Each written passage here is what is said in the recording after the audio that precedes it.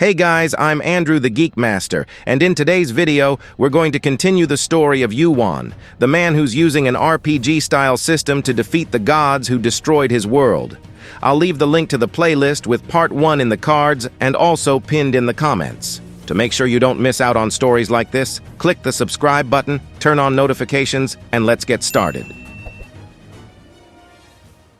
The last video ended with the beginning of the second tutorial, which created a large safe zone in the center of the city. People gathered in the safe zone that appeared on the ground. Myung-hoon and his friends started heading there too, but they noticed one of their friends was missing. However, Myung-hoon was more focused on figuring out what was happening and, more importantly, where Yuan was. In the midst of the chaos, they searched for Yuan. Recognizing his amazing skills in the fight against the zombies, they figured they'd be safe with him. Suddenly, they spotted Yuan in the distance. After hesitating for a moment, Myung-hoon walked up to him and greeted him in a friendly tone, unlike before. Things had changed. He knew picking a fight with Yuan wouldn't end well. Myung-hoon warned him that he was going the wrong way since the voice told them to stay in the safe zone. He even had the nerve to say, as a veteran, he'd take care of Yuan in the safe zone. But our protagonist just replied that he knew and said goodbye, mentioning he had somewhere else to be. He patted Myung-hoon on the shoulder, telling him if he wanted to survive, he shouldn't cling to anyone. He should stay in the safe zone and know his place. Obviously, those words ticked Myung-hoon off. But after watching Yuan walk away, he decided to head to the safe zone. The thing is, as soon as he entered, the guy walking behind him hit something with his head and stepped back. He couldn't enter the safe zone, shocking everyone as a message appeared in the system. Turns out the safe zone had a max capacity of 2,038 people, exactly half of the survivors from the first tutorial.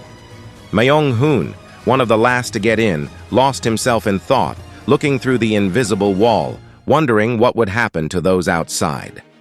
And soon, absolute chaos unfolded. Huge worm-like monsters emerged from the ground and attacked people, feasting on their bodies. As screams echoed all around, our protagonist wasted no time taking down the first worm. For this, he earned 300 points and extra strength and dexterity. Yuan felt good seeing the messages pop up, but knew he needed more. He knew the worms hunted by burrowing underground, so keeping his eyes open didn't make sense. So he closed them, sharpening his other senses. When the next worm came for him, Yuan decapitated it, leveling up again and gaining more attribute points. To find more worms, Yuan descended deeper into the Hongdae subway station, which was the largest underground area in the city. In other words, the perfect spot to hunt worms, confirmed when he found dozens of them gathered. Our protagonist earned 100 points for discovering the secret dungeon. The Hongdae station was now home to the worms, whose mission was to devour those who didn't make it to the safe zone. When the worms sensed Yuan's presence, they began writhing toward him, and that was exactly what Yuan wanted. His goal was to reach level 20, so he swung his knife and machete at the worms charging at him. What followed was pure carnage. As Yuan shredded them and racked up experience points, a small sphere fell from one of the worms' mouths. Yuan smiled at the unexpected surprise, not knowing this was possible in the second tutorial. He pocketed the sphere, now more determined because he had one more reason to keep hunting worms. Meanwhile, the people near the safe zone but outside it could do nothing as the hellish scene unfolded. Those inside the safe zone watched in horror as people died in terrible ways. 3 hours passed, and everyone earned 100 points, which could be used as currency. Everyone was curious about the points and remembered the lackey's words about spending them in the shop. But then, the system sent another message. The safe zone would shrink, and its capacity would drop to 1,500 people. Since that number was already exceeded, people started getting kicked out randomly, as if some invisible force was throwing them out. What followed was another massacre. The worms attacked those expelled from the safe zone, and the truth was, there was nowhere to run. No matter how fast you were, it was only a matter of time before the worms caught up and devoured you. And many inside the safe zone realized they weren't truly safe either. They figured out the safe zone could shrink over time. Kim Myung-hoon was one of them. He realized the center of the safe zone was the safest spot and that there would soon be a fight for who could stay there. So he quickly came up with a plan. He yelled for everyone to quiet down, and for a brief second, silence returned. Myung-hoon steadied his racing heart and said that from now on they needed to decide who to kill to survive. It was a cruel thing to say, but there was no way around it since not everyone could stay in the center. He even turned to an old man, saying he would kill him so the others would choose someone too. The conflict in the second tutorial was exactly this. To survive, you had to kill someone else. Back to our protagonist, he kept slaying the worms as fast as he could.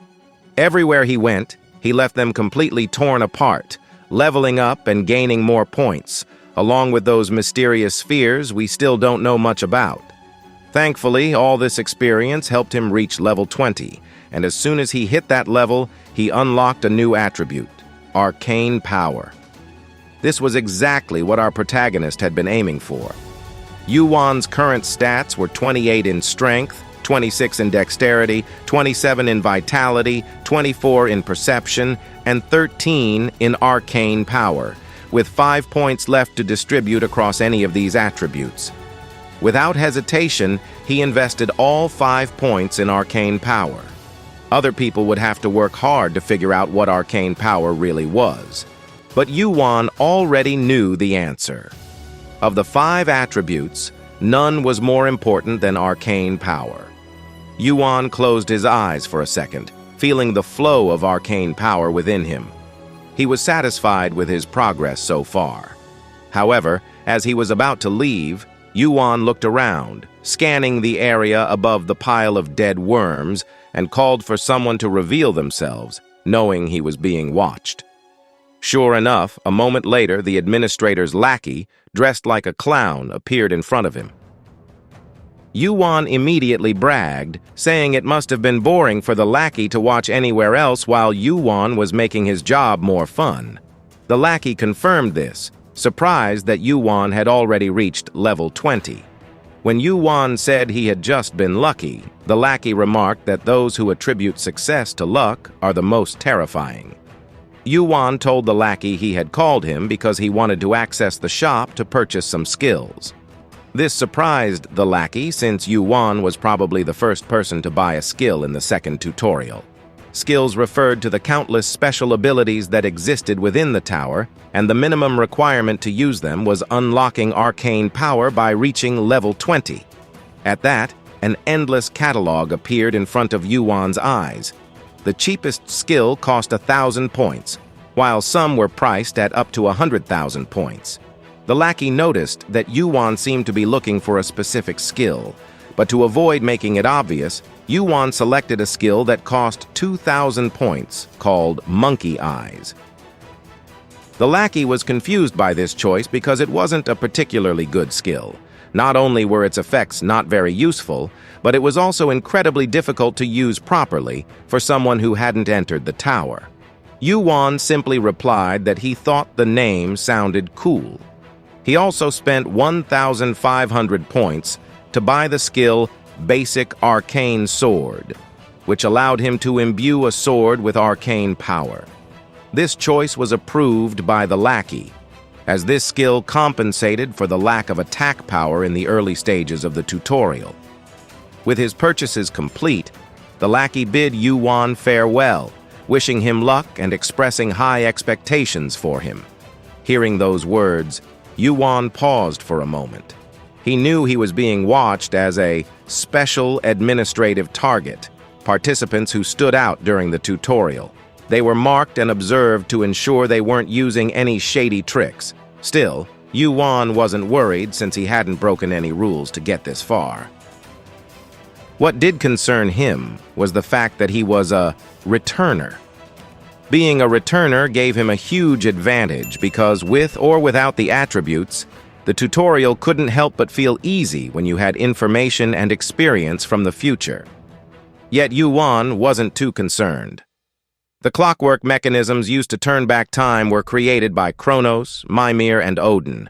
These were beings who fought against the outer gods that brought destruction to the tower. Kronos, who was instrumental in creating the item, had his existence erased as a penalty for using it. Not even the real administrator, let alone his lackey, should be able to uncover the truth about him being a returner. And even if someone did find out, it wouldn't change Yuan's goal. With that thought, he activated Monkey Eyes, which not only turned his eyes yellow, but also heightened his 5 senses. He could see farther than before. Sounds, presences, even the air brushing against his skin. Everything felt different. This was a skill he needed to start increasing proficiency with, which started at 0, by using it as much as possible from now on. But the protagonist knew the true value of these eyes lay elsewhere. With about 30 minutes left before the safe zone shrank in capacity, Yuan knew he had just enough time to complete his other objective. He descended deeper into the subway station, able to find more worms. This time, there was an even larger swarm than before, teeming like an ant colony. The machete in Yuan's hand emitted a faint blue glow, the effect of his new skill, basic arcane sword. And then he saw it, the boss of the second tutorial, the mother of the worms. She was much larger than any other worm, her body 2 meters thick and about 15 meters long. Without hesitation, Yuan started running and leapt into the air. As he landed, he slashed through the nearby worms in a flash before locking eyes with the worm mother, who seemed shocked at the death of her children. Even as a monster, she seemed to care deeply for her offspring. She roared at our protagonist, but he showed no fear because he knew she wasn't intelligent. In fact, she was killing several of her own offspring by crushing them accidentally. Yuan leaped toward her, planning to defeat her with a single blow. And although the worm mother was incredibly fast, Yuan was faster. With his weapons in both hands, he struck multiple times along her body as if scaling a mountain. The worm mother began to thrash violently. Realizing Yuan was on her, she immediately rolled over, exposing her belly. In that moment, Yuan's machete pierced the creature's stomach. A fountain of blood erupted from the worm mother's wound. Yuan swung his weapons mercilessly, taking full advantage of the one chance he had, and the worm mother's belly was shredded to pieces. As she writhed in pain, the worm mother bared her teeth at Yuan one last time, and that's when Yuan enveloped his axe in arcane power and split the worm mother's head in two. Meanwhile, in the safe zone, there wasn't much time left before the zone began to shrink. Myung-hoon and many others hadn't killed anyone, but they had pushed several people to the less secure part of the zone, which was about to become vulnerable. As a human being, he felt at least a little guilt. As time drew closer, the pleas from the people pushed out grew louder. Irritated, Myung-hoon told everyone to shut up, and those trying to force their way back in shrank at his shout and glare. He also threatened to kill anyone who came back with a knife he had bought from the store for 100 points. Now, with only 30 seconds left, the people who weren't in the center of the zone had only 2 options. Either die at the hands of the people after getting to the center, or die at the hands of the monsters waiting for them. The old man that Myung-hoon and many others had expelled was desperate, as were the rest of them. Then, just when there were only 3 seconds left before the zone began to shrink, everyone who had closed their eyes in fear opened them again, surprised, because the countdown had stopped. The safe zone hadn't shrunk as before. Instead, a system message appeared, saying that they had passed the second tutorial. As a result, all the survivors received 600 points. But Myung-hoon was confused by the sudden change in the system. He didn't know it, but everyone had just been saved thanks to our protagonist, who killed the boss of the second tutorial. Speaking of the protagonist, after the battle with the Worm Mother, he sat atop her corpse. He was surrounded by a mountain of worm carcasses, the result of fighting them for an entire hour. That's when the minion returned, surprised that Yuan had managed to kill them all. Yuan replied that it wasn't easy while applying an ointment to heal his wounds. The minion even wanted to heal him as a form of reward, but Yuan refused because he knew he could get something better. Here, we discover that after he killed the Worm Mother, Yuan had waited in that location for more than 30 minutes. He knew the minion had taken a long time to appear, which must mean that there had been a long discussion among the minions to decide what reward to give Yuan, as no one expected the second tutorial boss to be killed, and therefore, there was no predefined reward in the system for hunting the Worm Mother. Yuan immediately demanded his reward, even though the minion wanted to change the subject. But in the end, the minion stated that Yuan could choose between 3 options. The first option was the right to skip to the 5th tutorial.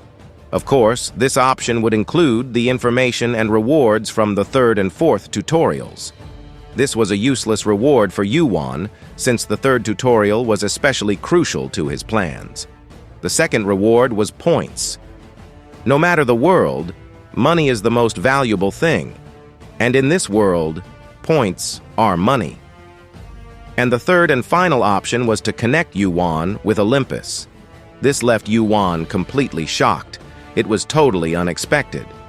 The minion explained that the tutorial is just the starting point of this world.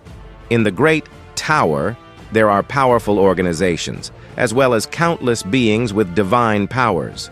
The minion guaranteed that he could recommend Yuan to Olympus. Olympus is one of the organizations that govern the tower. If you are sponsored by them, you should be safe in the tower after completing the tutorial. Yuan never expected that Olympus would be mentioned by a mid-level management figure in the tutorial, since this was forbidden knowledge for tutorial participants, and of all people, it was a lackey revealing this information. Rather than a lackey, he was acting more like a recruiter for Olympus. Of course, Yuan knew that Kronos, the one who had sent him to the past, was a ranker who belonged to Olympus, and as the lackey described, Olympus was one of the main factions governing the tower. If Yuan could borrow their power, he would be able to climb the tower even faster and more safely. Yet he still chose the second option and gained 10,000 points. The lackey was clearly displeased with Yuan's decision, making a very sour face. However, Yuan had no intention of changing his mind. The lackey did everything he could to convince Yuan to take the 3rd reward from Olympus, but Yuan told him to do his job as a subordinate of the administrator. After all, if the administrator found out that he was working for Olympus, it wouldn't be good for him. The lackey's eyes widened at Yuan's statement, as the word administrator had come out of Yuan's mouth. Yuan even asked if all the other lackeys had also been bought by Olympus or another realm, which made the lackey even more fearful in front of a mere tutorial participant. The truth is, Yuan seemed pretty irritated as he spoke. It didn't matter which faction had bought the minions. The tutorial was supposed to be separate from the tower. Still, of all the possibilities, Olympus being connected to the tutorial was a problem Yuan couldn't ignore because it affected his future plans. Since anything can be done in this world as long as you have points, Yuan spent 1,000 points to request a meeting with the administrator, causing the subway station to tremble violently as the system informed him that the administrator had approved his request. Yuan was a participant who had outshone the others in this tutorial. The administrator would at least be somewhat interested in him, which is why his request was approved. And now, a presence so powerful, capable of exerting crushing pressure on Yuan's entire body, revealed itself in the subway station for a mere 1,000 points. An administrator was a being that ruled a floor. No one knew their true nature, but they wielded powers rivaling the top rankers. The tutorial administrator was a being who chose those who could enter the tower. The administrator had a miserable appearance compared to his intimidating presence and deep voice. He looked like a very tall beggar with a long beard. The administrator suppressed his presence. If he hadn't done that, Yuan would have had difficulty breathing in front of him. Regardless, the administrator said he had heard a lot about Yuan, a participant who had killed over 1,000 zombies in the first tutorial. I hope you enjoyed this video, but let me know what you think of this story and whether you believe this administrator will be a problem for our protagonist. To see the continuation, don't forget to subscribe to the channel, activate the notification bell, and leave a like to support us. Thanks for watching, and see you in the next adventure.